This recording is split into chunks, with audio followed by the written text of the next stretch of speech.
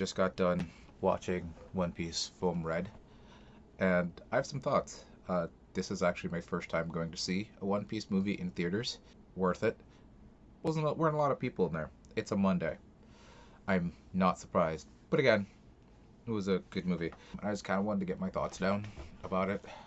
So jotted down some thoughts real quick on some things that I kind of wanted to touch on with this. This is not spoiler territory, but this video will be spoiler heavy.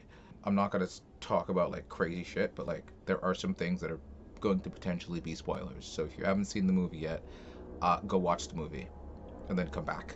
You you are allowed to form your own opinions. Mine are not gospel. These are just my thoughts on the movie. So the movie centers around Uta, who we find out is an acquaintance of Shanks and Red Hair Pirates, which means she's known Luffy for some time. The movie opens, everyone's going to a concert by Uta. Everyone knows her. It's her first time ever being live, because apparently she's just a streamer. But it's her first time being live, and everyone shows up. And she pops out, she sings her song, and Luffy, being Luffy, goes, "Wait, I know her," and just charges the stage like ain't shit the matter, lands in front of her and was like, "Wait a minute, I know you," because it's Luffy, and it's Luffy being a goof. And then she like looks at him and gives him a hug, and the entire stadium is in shock.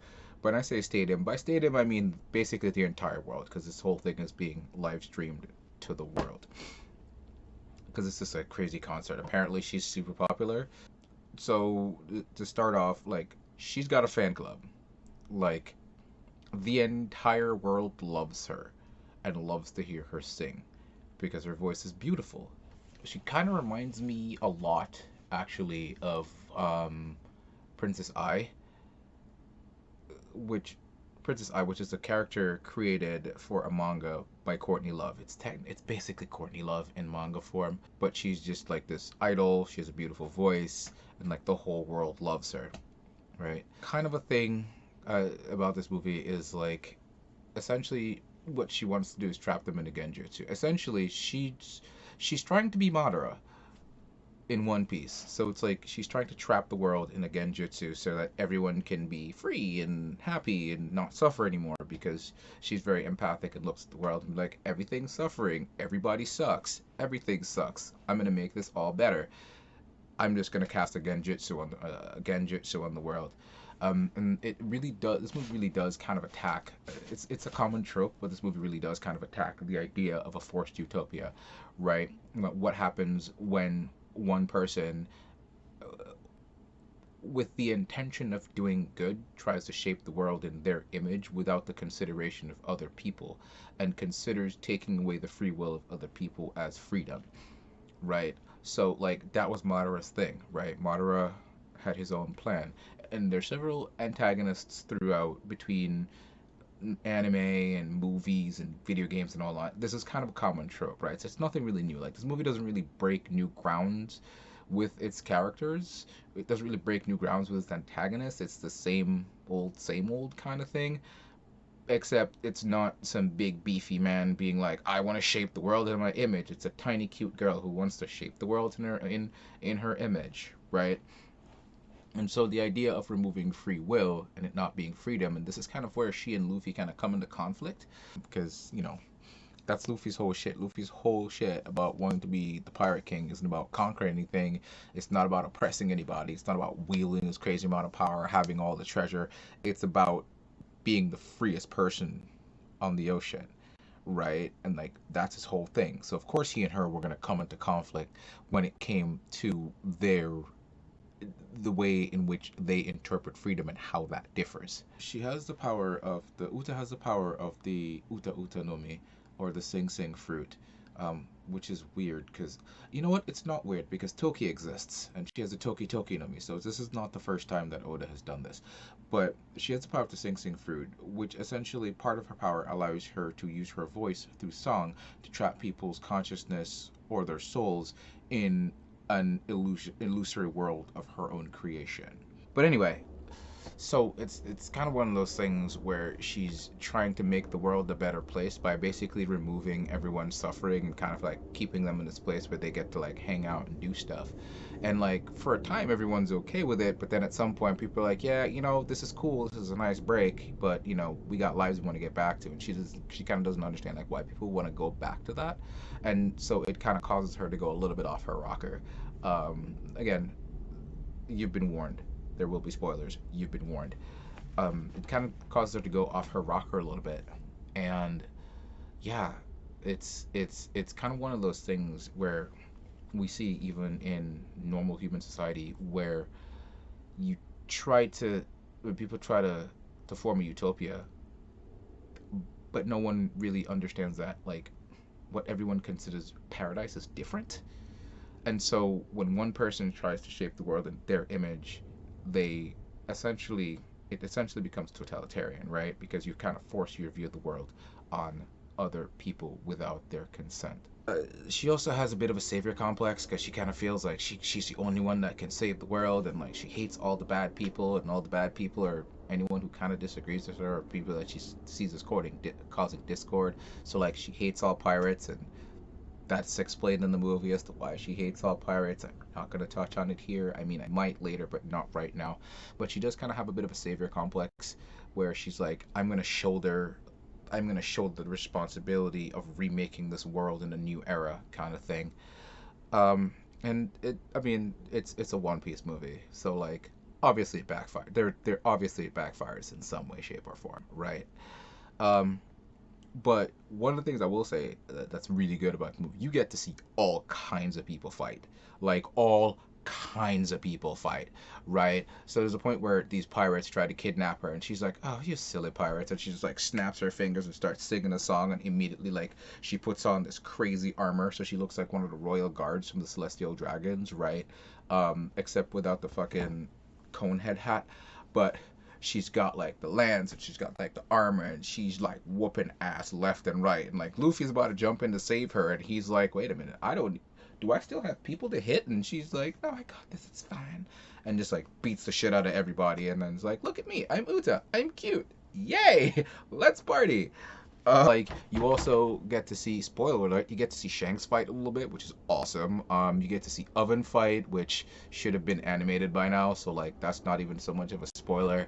Um, yeah, you get to see like Bartolomeo's in the movie. That's kind of cool, which leads me nicely into the next segue, which is like all the cameos that are in this movie, right? Like Fujitori's in it, and like Akainu's in it, and Akainu's a dickhead still, but like he's Akainu, and like the fucked up thing about it is like he sends the admirals there to go stop Uta because they're like, oh my god, her singing could unleash this power that's gonna destroy the world, and then Shanks shows up to kind of like solve the problem, like he did at Marineford, and then the Marines start fucking up, and like Shanks had the situation in hand. Like Shanks had it under control, right? Like Kizaru was being Kizaru, and Shanks just showed up and put a sword to his neck and was like, "My dude, let me handle this." Kizaru does his, "Oh, oh, Shanks," like that, because Kizaru is high as fuck all the time, and like even Fujitora is like, I can't turn a blind eye to this, and Shanks is like, my nigga, you're blind. There's a really funny scene towards the end of this movie, and I'll get into later, but like again, so yeah, the Marines come in, and Shanks has a situation well in hand, and of course they fuck up, and because they fuck up, shit goes awry. Whoops. Thanks, government. Nice to know you couldn't shut the fuck up and back out for 1 minute. But yeah, like all the cameos, like Law's in it, Beppo's in it, and might I say, Beppo, my dude. Beppo continues to be the most adorable creature in all of One Piece. Yes, even more than Chopper. Fight me. Beppo in this movie is ridiculously adorable. Okay, his outfit in this movie is crazy, and it's so cool. And Law's Law, so Law's just like, hi, I'm Trafalgar Law. I'm too cool for school. And just wanders out, and Luffy's like, wait, you're a fan too? And he's like, No. I came as an escort, and then Beppo just comes out of the shadows in like the super fanboy outfit, and like Gomenazai. Like, oh Beppo, you just want to like reach out and pet him, and then you remember he's a bear. You're like, oh, you're a white bear. You're not the kind that I can just be like, I'm bigger than you. Although it's Beppo, so you might be able to do that. Yeah, he's a polar bear. Let's leave him alone. Pet him from a distance. As I said, Bartolomeo was in this. Katakuri shows up at some point. Shows up late as fuck, but like Katakuri's in here, Oven's in there, Brulee's in there. Big Mom has like a speaking role for like 30 seconds or something like that. Um, Kaido doesn't. Neither Kaido nor Blackbeard show up though, which would have been interesting, I think, if they had shown up. But like, I'm glad they didn't because Blackbeard, anytime he shows up, like shit just goes wrong. Who else? Who else? Kobe and Helmeppo are both there. Whatever the name of that vice admiral is, the one that like stabbed himself in the hand, to stop himself from turning the stone at Marineford. What the fuck was that guy's name again?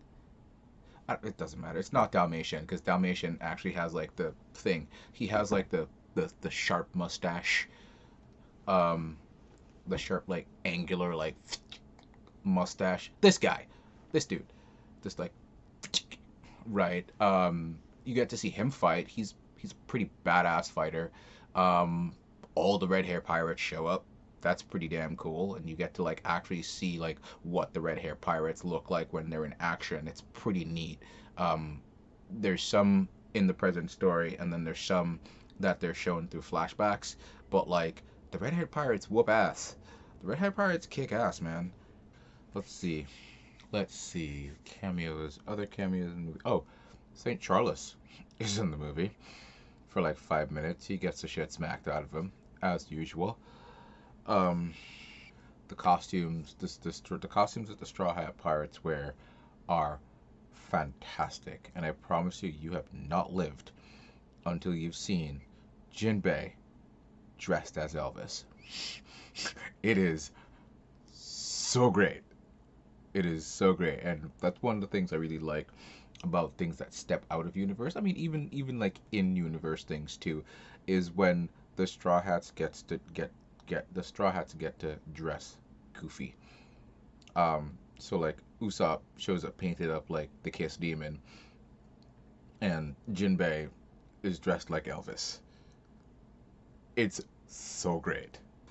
Yeah, all the cameos are pretty dope. One of the cool things that also it's like one of the cool things that I thought about this movie was the fact that like the entire world was united in their love for music and their love for like a particular artist. So it shows like the downside of idol worship and how people are easily manipulated when they put someone on a pedestal, right? Especially in the cult of celebrity when you put someone on a pedestal like that. But the entire world was like unified by music. You know what I mean? So it's like it's all these people from different walks of life that are all unified by the beautiful voice of this one person who's singing like these songs about like togetherness and like the fullness of my heart and like all this crazy nonsense. Um, but yeah, it's a really interesting insight in the power of music, right? The way music can be used to unite people, it can be used to incite people, it can be used to, it can be used for good or for ill based on the mindset of the person that's doing that's singing, right? The one thing that I will never get over is if you come across an object that has the potential to destroy the world and you can destroy it. I don't understand why people always feel the need to like, you know what, here's this thing that could potentially cause catastrophic harm to everything. You know what I'm going to do? I'm going to seal it in this box and stick it underneath this rock 350 feet down underneath the earth covered in cement, right? Because no one will ever find it. Like, they write, like, legends and stories are written about objects of this nature. So, like, just fucking destroy it. Like, just destroy it. Like, there's a MacGuffin in this movie. There's a MacGuffin in this movie. And one of the characters has the ability to destroy the MacGuffin and chooses not to because it was too beautiful to destroy. And I'm just like, bruh, did you not see the problem that this caused before? My dude. My dude. Like, Just fucking destroy it. Like, if you think it's so pretty, take a picture. Like, paint a picture. It'll last longer. Just destroy the damn thing. Like, why is it that why is it that people always find like the thing that can do all the things that if it fell into the wrong hands, and it almost inevitably always does, that they don't just fucking destroy it? Like, just get rid of it and you won't have this problem. Like, no, no, no. I'm gonna secret this thing away in this super, super, super secret place that no one can get to, and then I'm going to cryptically leave directions in this book that someone someday is gonna come along and read. Like, if you destroy the thing and you destroy the map to the thing, then your problems are solved. And I just never understand that. One of the downsides, the things I hate about shonen manga, and it's a part of the reason why I refuse to this day to finish reading Fairy Tail. It's like a lot of shonen manga revolves around the whole like I have it written down here like the power of friendship, bonds, love, and cooperation.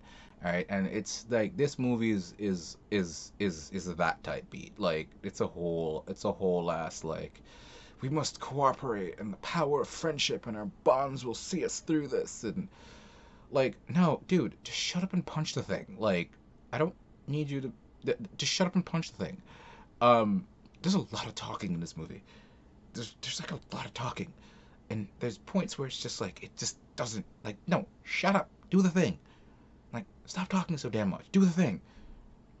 Like, I don't need all the Straw Hats to be posed out looking like they're ready. We're in the middle of a battle. Of course they're ready. I don't need glamour shots of all of them getting ready. Like, you remember in the Sabaody Archipelago arc where um where Charlos was about to shoot Kami, and everybody's like posing and getting ready. Like, Usopp has a slingshot and he's like, I got my slingshot, and Robin is like, I got my hands. And it's just like, are any of you gonna actually do anything, or are y'all just gonna sit there and pose? Like, what are y'all sitting there like the illest mixtape? Like, no, motherfucker, like, shoot the damn thing. Grab him. You have hands. If you could look at it, your hands can bloom there. Do it. But it's like the dramatic like posing and like we're getting ready for action. Like, don't get ready, just do the thing. Just do the fucking thing. Um Speaking of cameos, Usopp and Yasop have a moment in this, and it's freaking great. I'm not gonna spoil it, but like, okay, I'm gonna kind of spoil it. But Yasop is like, my son's an idiot. You need to calm the fuck down. Um, there's a point where they're in the middle. There's a point where they're in the middle of the cataclysmic battle, right? Where is it? Where is it? Where is it? Where is it? Where is it? Oh. As we talk about battle, the animation. The animation is amazing. It's beautiful. It's so crisp, so clean. It's beautiful. The fight scenes, there's not a lot of fight scenes. There's a lot of frantic moments, but there's not a lot of like huge out, like knockdown, like knocky, draggy fights, right? But when there are action scenes, they're so beautifully animated. It's just, and you really feel the energy of the moment. Like, there's a point where Zoro's like rushing somebody. You know how Zoro's rushing somebody, and he's kind of animated in the style of like the whole Wano arc is animated right now, where it's just like he's just like zooming through shit. It's pretty awesome. Sanji is a lot more reserved in this movie.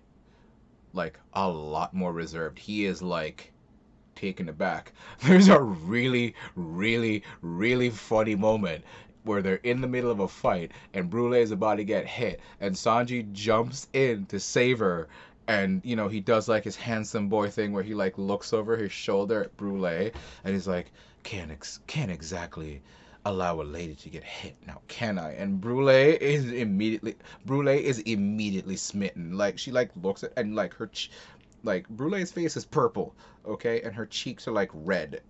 Like, Brule is immediately smitten with Sanji. That's hilarious.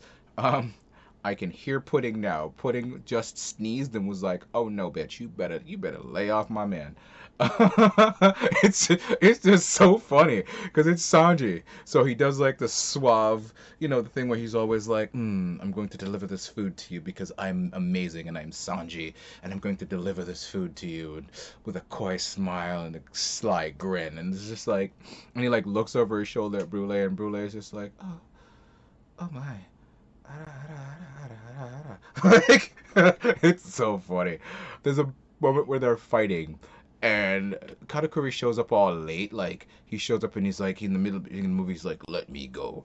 I have to go rescue my little. They've harmed my little sister. I gotta go rescue her." And then he shows up at the ass end of the battle. Like, bro, I thought you were trying to save your sister. The fuck were you this whole time? Shows up, and they find out how to beat the big bad. And Katakuri shows up and is like, "You have to attack simultaneously and do this." And he's trying to explain observation hockey to Shanks. And Shanks just kind of looks at him and is like, bro, do you know who the fuck I am? Like, I'm red-haired Shanks, okay? Don't worry. This whole observation hockey shit, got it under control. Thanks for your help, though. It was great. It was fantastic. Because, like, Katakuri shows up and is trying to, like, explain everything, and Shanks just kind of looks at him and goes, "No, you're not the only one who can do this. You know that, right? Okay, just checking. Got it. Under control." And goes back to it. That was a pretty hilarious moment. Shanks's Conqueror Haki, like, if you've seen it in the manga, if you've read to the end of Wano, then you already know. Or you think you know. You think you know. But oh no, they dropped a dime on it in this movie. They drop it. They let you know what's up in this movie. Because there's a point where the Marines are coming to get Uta, right? And it's Fujitora, Kizaru, and a whole bunch of other dudes and a bunch of vice admirals. And they're like, all right, hand her over. And Shanks like grips her and like looks at them and's like, "Come take her, bitch." And like sends out this burst of Conqueror's Haki that knocks out everybody that is not an admiral. Like, even Kizaru was like, "Oh, that just took out some vice admirals." And Fujitora is like, "Yeah, we should probably retreat." Like, it was it was such a cool moment to see Kizaru and Fujitora, two of the most powerful combatants in the entire Marines, shitting bricks. It's the same thing that happened to Ryoko, like fucking Green Bull. Oh my god, what's his name? Rio, whatever. It's the same thing that happened to Green Bull. So collectively, Shanks has made 3 current admirals shit themselves with his Conqueror's Haki. His Conqueror's Haki is fucking broken. And the funny part about it is when he unleashed it, not a single member of his crew even flinched. Like, it like blows, it's like doing the whole like blowback thing where like fucking Kizaru's coat is out here flapping and Fujitora is like, "Oh dear." Like, Marines are falling right and left, and like the rest of his crew is just like, "We're ready to fight if you are." And then they're like, "Yeah, we should probably get out of here. Sorry." They'll like muttered something meek and obsequious and was like, "All right, we're out." Yeah, great. It's pretty hilarious, pretty fun. Uh, love the ending. The ending is fantastic. Worth it. Worth it. And you should totally stay after the credits. That's all I'm gonna say about that. Um, this is not a big spoiler, but like kind of a spoiler, but like whatever. The Sunny gets turned into the most adorable little creature ever. Shut up and take my money when that plush toy comes out. You heard what I said. Shut up and take my fucking money and give me that, because I need that Sunny creature right here on this desk yesterday. It is the most, like, the Sunny as not a ship is adorable. Sorry, Chopper, you're starting to lose ground, buddy. one of the things that I really was not a fan of, and I'm not a fan of this in general in anime and in movies, is where they have like the big dramatic thing where something ominous is about to happen, or like something sad's gonna happen so it starts raining, or like something crazy is about to happen so it gets dark. Like I'm not a fan of that. Like that is so overdone. It is so overdone, so overused. It kind of lessens the impact of the scene to me because it's like when something like that happens, it's like, up, it's overcast, up, it's starting to rain, up, well, that's a mood switch. Some shit's about to go down. Um, Find a new way to do that.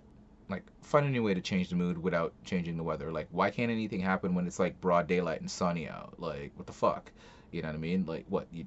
I just want, like, I don't know why it's always got to be overcast and raining and dreary when some sad shit or some dumb shit's about to go on. Like, people cry when it's broad daylight out too. Like, dumb shit happens when it's broad daylight out too. Like, just this trope is just so overused, so overdone. I'm kind of getting tired of it. It just loses its impact on me, right? Um, and that's probably like one of my bigger complaints about shonen in general is that, and it's a wider complaint when talking about pop culture. It's kind of like one of those things. It's overused. But yeah, go see it. One Piece Film Red is awesome. Go see it.